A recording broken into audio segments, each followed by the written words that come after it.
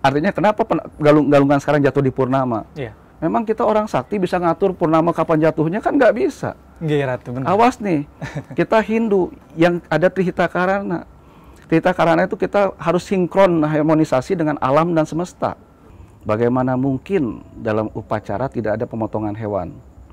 Kata ide kan tadi dalam spiritual tidak boleh mengorbankan hewan dan sebagainya. Saya bilang, loh berbeda. Motong seneng-seneng sama motong untuk upacara berbeda.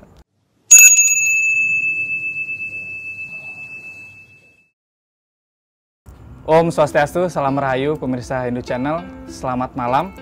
Nah, hari ini Hindu Channel berada di kediaman beliau seorang Sulinggih yang memang kebetulan berada di Denpasar.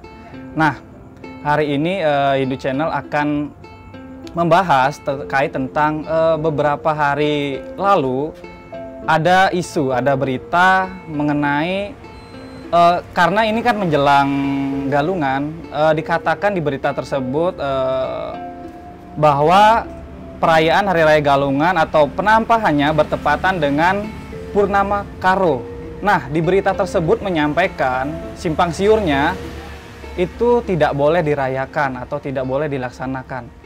Nah, untuk itu Hindu Channel akan membahas secara ya bagaimana ya menurut Hindu atau menurut Sulinggih kita mengenai berita ini, apakah ini benar atau berita ini hanya memang ingin tujuannya membuat masyarakat bingung sehingga persiapan masyarakat untuk merayakan Hari Raya Galungan menjadi tidak baik, tidak siap seperti itu. Langsung saja mari kita bersama sapa narasumber kita, Ide Pandita Agung Putra Nata Siliwangi Manuaba. Om Swastiastu. Om Swastiastu, Sampurasun. Sampurasun, Ratu. Nggih. Maaf ini malam-malam Hindu Channel datang ke diaman Ratu, tepatnya di Denpasar.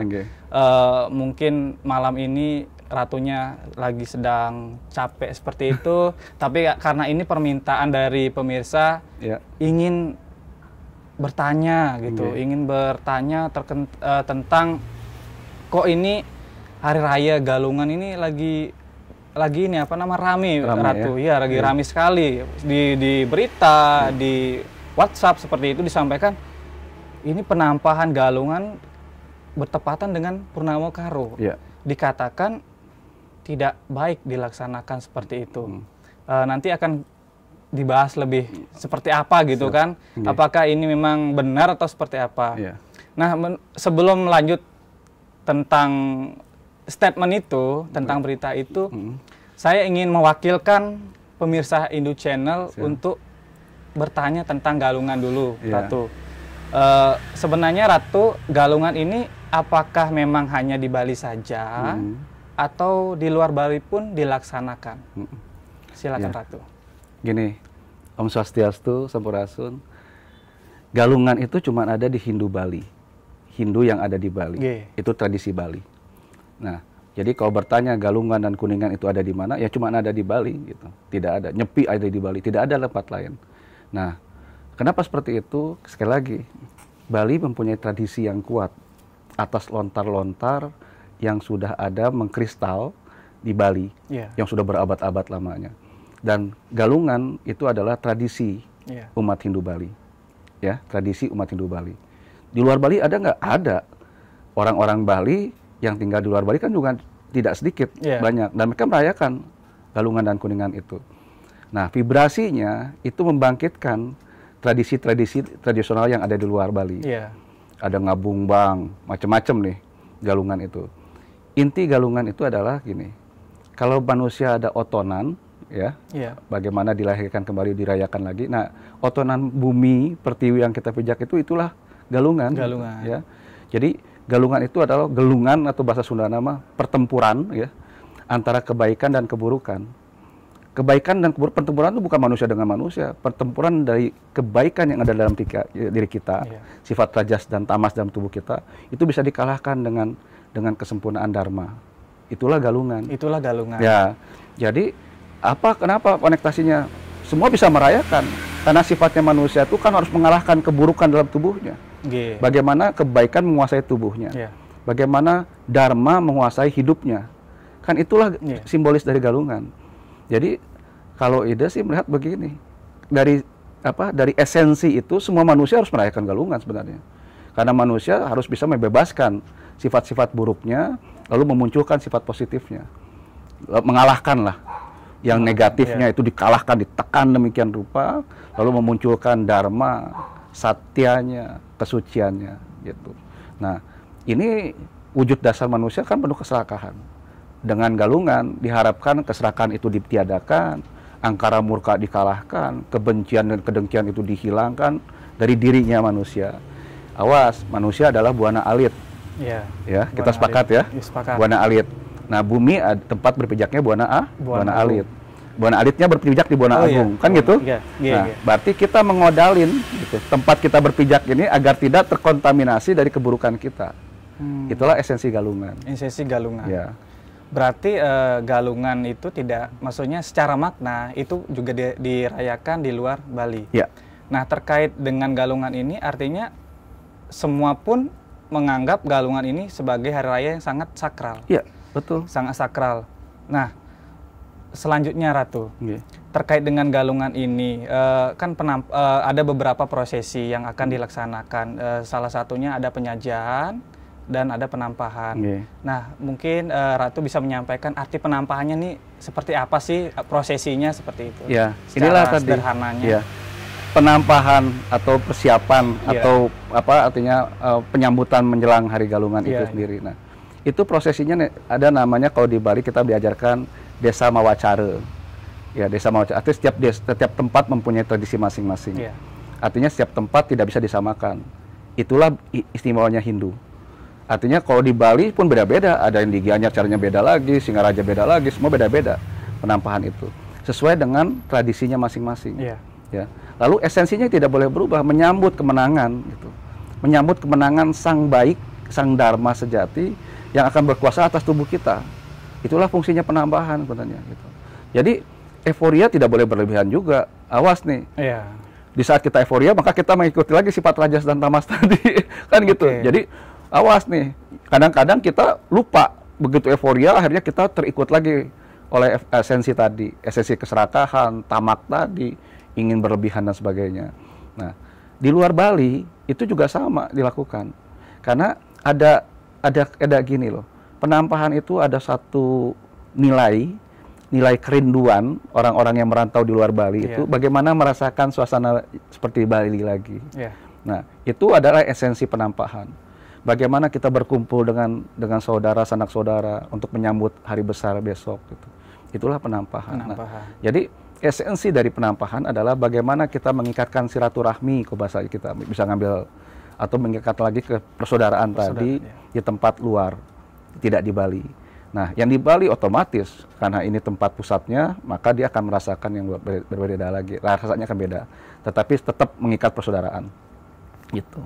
Lalu tentang Hari Raya Galungan ini, terutama di luar ya, di luar di luar Bali, untuk ketetapannya ini, apakah misal nih Ratu, di luar Bali, contohnya di Kalimantan, tentu ada tradisinya sangat berbeda dengan di Bali. Betul. Tapi saya sebagai anak muda tentu kurang memahami hal tersebut. Namun dari segi makna, apakah ketetapan Hari Raya Galungan ini pun juga dilaksanakan di luar Bali atau mungkin hanya mengikuti, bagaimana itu Ratu kalau menurut Ratunya? Gini, sekali lagi tadi ada desa mawacara, artinya ada tradisi yang mengikat di tempat lokal masing-masing. Di Kalimantan ada tradisi. Kalau di Sunda tadi ngabungbang, di Kalimantan itu nggak tahu namanya apa, tetapi pasti punya tradisi yang sama. Tradisi ngabungbang itu adalah bagaimana kita para tokoh Sunda dengan para keseniannya berkumpul sama-sama, lalu di situ kita berdoa, lalu melakukan tadi ada sesajen-sesajendra kita, artinya ada tumpeng, ada segala macam kita sajikan yang akhirnya kita nikmati sama-sama juga. Itulah ngabungbang gitu. Nah, di Kalimantan pun pasti sama. Kenapa? Karena ide meyakini bangsa kita itu bangsa yang senang sekali berkumpul. Bangsa yang senang sekali bermusyawarah, bersilaturahmi, itu senang sekali bangsa kita. Jadi mau Kalimantan dengan tradisinya pasti ada, ide yakin pasti ada. Kalimantan, nanti di Medan, di Toba, di mana, di Toraja pun ada tradisi-tradisi itu. Cuman mungkin belum diekspos atau belum terekspos atau belum berani mengungkapkan identitas dirinya karena masih menganggap, mohon maaf sekali lagi, ini tradisi apa ya gitu. Kalau kita begini, waduh nanti saya dibilang agama ini kan gitu. Nah itu tradisi itu sudah ada. Saya yakin sekali lagi. Jangan jauh-jauh lah, kemarin acara malam satu suro, ya suruan. Kebetulan, ya beberapa kan? hari yang lalu kan, kan itu semua merayakan. Iya benar. Mohon maaf tidak itu. melihat apapun. Nah, seragamnya. Tidak lihat seragamnya lagi, tidak lihat lagi mereknya. Semua merayakan. Kenapa? Itu tradisi. Itu. Di tempat asalnya mah kan nggak ada malam satu suro. Malam satu Muharram di sananya nih, di negaranya kan nggak ada gitu. Tapi di kitanya mah kan euforianya luar biasa. Kenapa? Itulah bangsa kita. Bangsa yang berbudaya, bangsa yang punya etika tinggi, berkali-kali, etikanya tinggi bangsa kita. Menghargai alam semesta ini luar biasa. Semua esensinya adalah bersyukur atas terciptanya alam yang demikian indahnya. Wujud syukur itulah maka muncul tadi ada galungan, ada kuningan, ada ngabungbang, ada sebagai macam caranya. Satu cara dari bangsa kita, dari umat kita, adalah bagaimana berterima kasih atas bumi yang kita pijak. Bagaimana menjaga keselestarian yang bumi kita pijak. Itu sebenarnya esensinya, dasarnya. Nah, esensi ini menjadi tradisi. Tradisi menjadi kebiasaan. Kebiasaan menjadi hukum lembaga dan beradat, ya, kan gitu. Nah, di saat itu menjadi lembaga, seperti di Bali, menjadi adat budaya yang terikat dalam agama. Lalu salahnya di mana? Itu kan kearifan lokal. Iya benar. Nah, lalu kenapa katanya kalau Hindu nggak sama dengan India? Beda lagi. Pola pikirnya sudah beda, DNA-nya sudah beda. Kita hidup di alam yang berbeda, kan gitu. Tempatnya juga beda. Benar. Jadi cara pandang, cara pikirnya berbeda pasti. Gitu. Lalu Ratu Lanang, ini kan kebetulan nih pemirsa Hindu Channel sebelumnya sudah melihat Ratu menyapa pemirsa dengan tema yang berbeda. Ini kan hari ini memang sengaja Hindu Channel hadir di kediaman Ratu, kebetulan berada di Denpasar untuk membahas tema ini. Nanti kalau pemirsa yang belum menonton silakan bisa dicek di YouTube-nya pembahasan tentang kisah Ratu mengenai bagaimana perjalanan spiritualnya. Nah, Ratu lebih lanjut lagi terkait dengan isu yang tadi awal saya sampaikan mengenai dikatakan ini kok penampakan galungan bertepatan dengan purnama dikatakan itu tidak baik karena kan memang identiknya penampakan itu yang dilakukan adalah memotong hewan, penyembelihan hewan. Lalu karena dengan bertepatan hari raya purnama karo itu kan diyakini ini sangat sakral. Tapi kok kita membunuh kan seperti itu. Apakah hal ini memang ini saya mungkin ya ini Ratu maaf ini mungkin ini kan pemikiran anak muda tapi kita belum tahu apakah yang berita-berita simpang siur ini memang sengaja ingin membuat kita kisruh saling menuding kan, akhirnya saling menuding ini tokoh ini mungkin asal ngomong belum tentu rujukannya apa gitu, lontarnya apa kalau di Bali kan apa dasar selokannya, apa dasar wedanya seperti itu. Hal ini mungkin bisa diluruskan Ratu, apakah ini salah atau tidak? Apa tidak gitu? Silakan Ratu. Gini,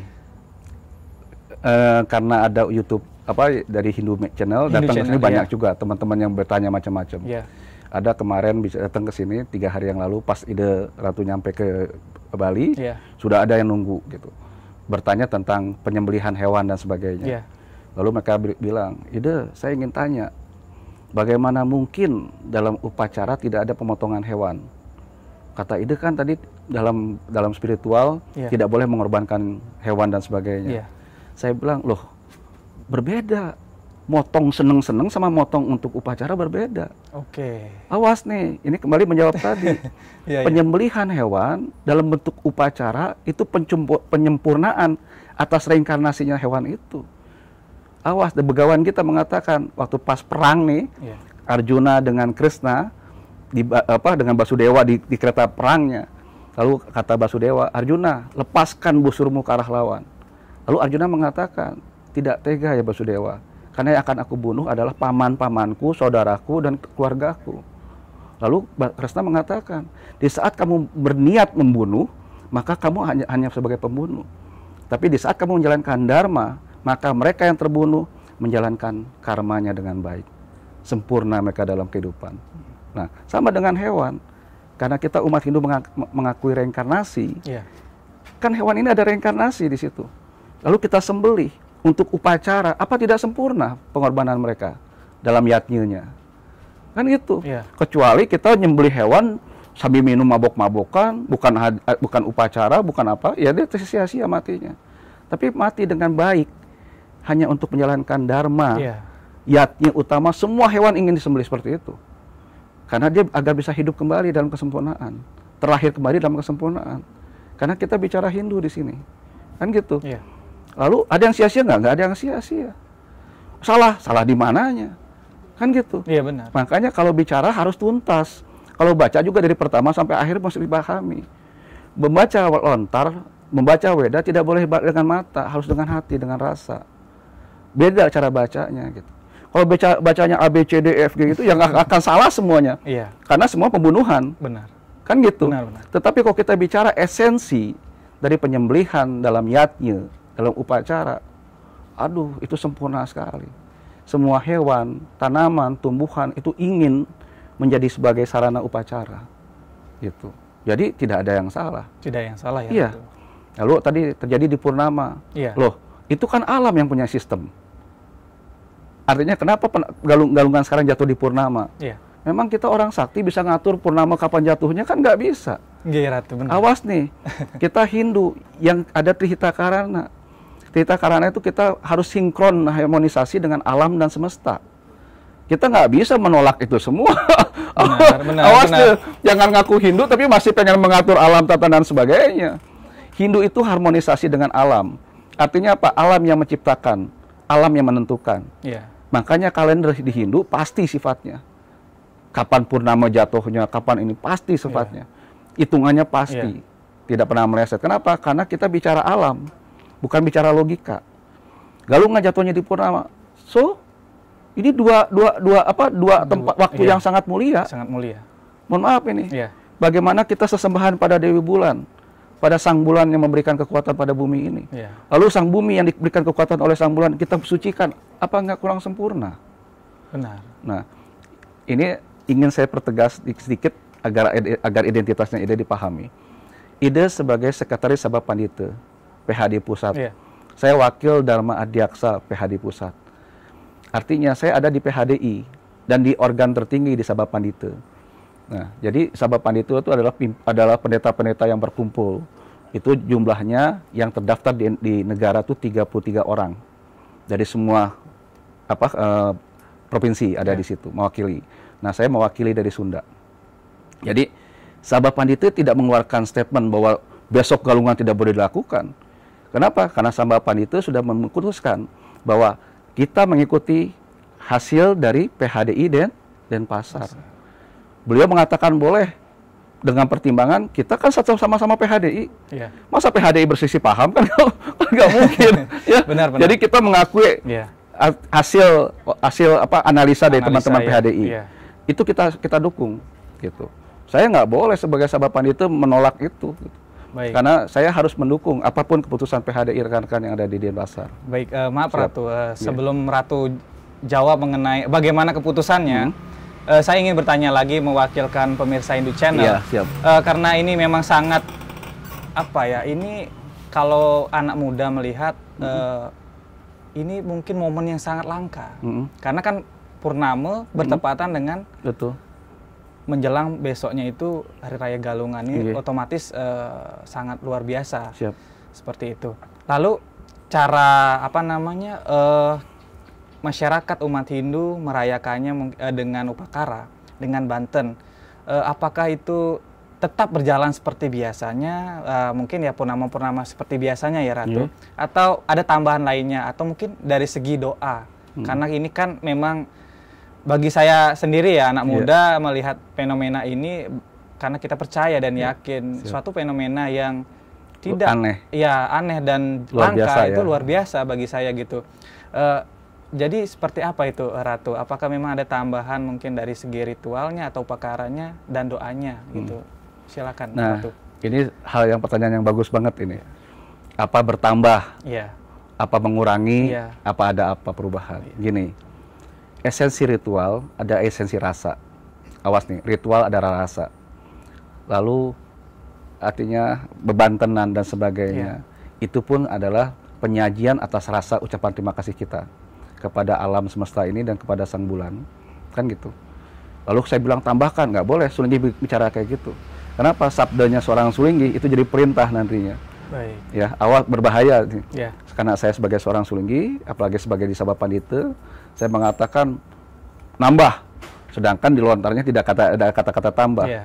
Lalu saya bilang kurangi. Di lontarnya pun tidak boleh. Tidak. Maka saya secara bijak mengatakan ikuti bagaimana tradisi yang ada berlaku. Gitu. Tradisi berlakunya apa? Itu lakukan. Yeah. Lalu esensinya apa? Sesuai dengan kebutuhan. Awas nih, kita mengenal Niste Madya Utama. Yeah. Itu berlaku dimanapun, dalam upacara apapun itu berlaku. Artinya jangan pernah memaksakan sesuatu, karena Ida Betara Sang Hyang Widiwasa tidak pernah memaksakan kepada umatnya di luar kemampuan umatnya. Jadi jalankan saja dengan rasa, dengan tanggung jawab, dengan dharma yang tinggi, ketulusan dan kesucian. Minta pada diri sendiri agar dituntun apa yang saya harus lakukan, dan pasti dituntun. Karena sifatnya Hindu adalah pengetahuan dalam dirinya itu menuntun kebaikan. Gitu. Nah, jadi tadi sekali lagi Ida tidak bisa mengatakan dan tidak boleh mengatakan dikurangi atau apa. Itu nggak boleh. Kenapa? Karena ada aturan di mana Sulinggi tidak boleh menentukan A, B, C. Apalagi saya Sulinggi dari Jawa Barat nih. Yeah. Saya menentukan ABC nanti akan jadi masalah baru lagi. Masalah baru lagi. Ya. Nah, saran Ida tadi sekali lagi, lakukan dengan tulus, lakukan dengan rasa, maka apapun akan jadi baik. Nah, anak muda bertanya, ini kan istimewa sekali, galungan dengan purnama jadi satu. Inilah yang maka tadi saya bicara dengan Mas Miko dengan teman-teman dari Hindu Channel. Yeah. Saya diundang di Les Bumi di Jawa Tengah nanti. Yeah. Di sana ini keistimewaan itu dibaca oleh semua teman-teman yang ada di luar Bali. Keistimewaan ini adalah anugerah buat bangsa kita yang benar-benar spiritualis, yang benar-benar yakin pada alam semesta, yakin pada leluhur, yakin pada buminya. Karena ini periode ini 500 tahun sekali terjadi. 500 tahun sekali. Gitu. Ini periode yang luar biasa langka gitu. Yeah. Nah, ini menjadi satu gerakan apa namanya? Spirit yang luar biasa di luar Bali ini luar biasa. Di acara Les Bumi NU besok akan ada nanam pohon kehidupan. Karena apa? Kan saya bicara dengan beliau yang ada di sana. Yeah. Ini adalah waktunya kita mengawinkan Bapak Akasa Bumi Pertiwi. Dikawinkan agar muncul seorang suputra atau anak yang suci dari Bumi Pertiwi ini yang bisa memimpin bangsa ini jadi orang baik gitu. Siapapun munculnya, dari manapun munculnya, itulah seputra yang sejati. Yeah. Nah, ini kan proses alam, 500 tahun sekali loh ini. Ini bayangkan, ini tidak gampang mendapatkan hal ini lagi. Teman-teman di Jawa bilang, Ida, ini tidak mudah waktu ini. Kita harus menunggu 500 tahun lagi ke depan. Kalau kita masih hidup, oh iya. Makanya mumpung momen ini ada saat ini kita masih hidup, kita lakukan dengan baik. Agar muncul seputra-seputra atau putra-putra terbaik bangsa kita yang bisa memimpin bangsa ini dengan baik gitu. Nah sekarang galungan dan purnama jadi satu. Itu tahu nggak? Saya tuh hati saya udah nggak karuan. Bukan sedih ya? Apa namanya? Gembiranya tuh. Ini ada apa gitu? Ada sesuatu yang alam ini berikan sama kita. Kalau kita mampu mengurai itu, maka kita akan mendapat orang yang baik. Gitu. Anak muda harus ikut di sini ya. Siap. Karena yang memimpin bangsa ini anak muda. Ya. Baik, Ratu. Siap. Ini pertanyaan terakhir dari pemirsa Hindu Channel. Siap. Tadi terkait sambungan dari bagaimana PHDI mengambil keputusan karena terkait dengan berita ini. Tentu tadi Ratu Lana menyampaikan bahwa berita simpang siur ini tidak benar. Ini memang kayaknya oknum yang iseng ingin membuat kegaduhan supaya saling menyalahkan. Yeah. Padahal kan momen ini sangat luar biasa untuk, ya tadi Ratu sudah menyampaikan pencerahan-pencerahan mengenai introspeksi diri, harus memang hati-hati seperti itu. Yeah. Nah ini terakhir, bagaimana keputusan dari PHDI terkait dengan isu ini. Semoga nanti pemirsa menyimak bagaimana keputusannya. Nah, itulah apa yang akan nanti disampaikan oleh Ratu Lanang terkait berita tersebut. Silakan. Ya, atas izin Ide Bathara Sang Hyang Widiwasa, Pengarsa Nukawasa, Ide meyakini galungan di saat purnama itu bisa dijalankan, bisa dilakukan. Dengan catatan tadi Ide bilang, kami menghargai evaluasi yang dilakukan oleh PHDI Denpasar atau PHDI Bali. PHDI Bali adalah bagian dari PHDI Pusat. PHDI Bali adalah bagian dari Sabah Pandita. Maka apapun yang diputuskan oleh PHDI Bali, maka saya sebagai Sekretaris Sabah Pandita PHDI Pusat menyatakan galungan untuk besok bisa dilakukan dengan baik. Itu saja. Siap. Nah, itu barusan sudah disampaikan pemirsa terkait dengan isu yang memang ini kalau anak muda langsung pasti apa sih kok isu-isu begini harus dipercaya, harus digoreng-goreng seperti itu. Sebenarnya ini apa ya, untuk kita sama-sama pemuda generasi Hindu memang harus rajin-rajin bertanya gitu, rajin-rajin. Salah satunya ya dengan cara seperti ini, bertanya-tanya kepada sulinggih kita. Gitu. Ratu, mohon menyampaikan ucapan kepada pemirsa Hindu Channel dimanapun berada terkait Hari Raya Galungan yang akan datang ini. Mungkin ada pesan-pesan dharma atau pesan-pesan yang memang nanti menyiapkan pikiran, batinnya menjadi lebih tenang lagi seperti itu, Ratu Lanang. Siap. Persilakan. Om Swastiastu, Sampurasun. Ide Pandita Agung Putanata Siliwangi Manuabe mengucapkan kepada sedulur umat Hindu yang ada di Bali dan ada di luar Bali untuk bisa merayakan Hari Galungan. Semoga di Hari Galungan besok kita bisa menghilangkan keburukan yang ada dalam diri kita, lalu kita bisa menang atas keburukan, egosentris, kedengkian yang ada dalam diri kita, sirna dan punah. Lalu kita terlahir kembali sebagai manusia yang suci, yang baik, manusia yang baru, yang bisa hidup lebih baik lagi dengan sesama dan alam semesta. Itu mungkin yang bisa Ide sampaikan. Mudah-mudahan galungan besok adalah galungan yang membuat kita menang atas keburukan dan keangkara murkaan.